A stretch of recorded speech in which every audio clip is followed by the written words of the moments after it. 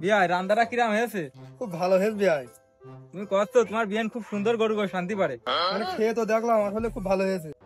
ওই দোকানদার, দুটো পান বানাও দিনি, বিয়াই এসে ভালো করে পানটা বানিয়ে দাও। বানাচ্ছি। দাও, ওই বিয়ারটা দাও। খুব ভালো খান ভাই। হ্যাঁ চলো। টাকা কই? টাকা দিলে না? ও পরে জুবারে টাকা কষ্ট পরে। বাকি দিয়ে দিয়ে আমি ধ্বংস হয়ে গেলাম। কিস্তি টাকা কোন দেবেন এখন? বিয়াই চলো চলে দোকানে যাই, পানি পানি খাই। চলো যাই, চলো। ভাই চারটে ডিম আর একটা ঠান্ডা দাও দিনি ভাই। আচ্ছা ঠিক আছে।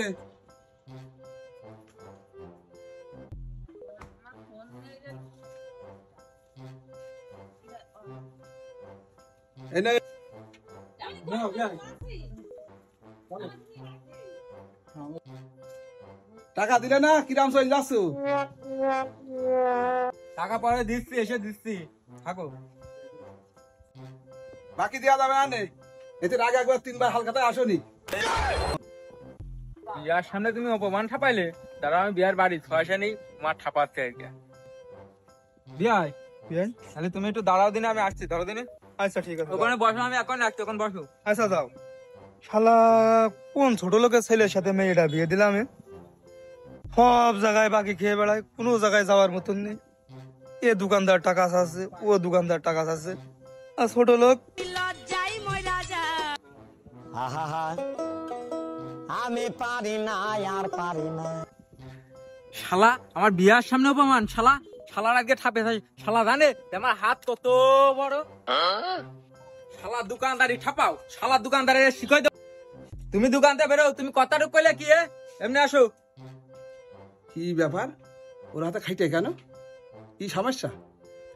অত যদি লজ্জা করে তাহলে বাকি খাও কেন? আর বাকি খালি টাকা দাও না কেন? এত সম্মান আনা হয়ে গেছে। বাকি খায় না কিটা?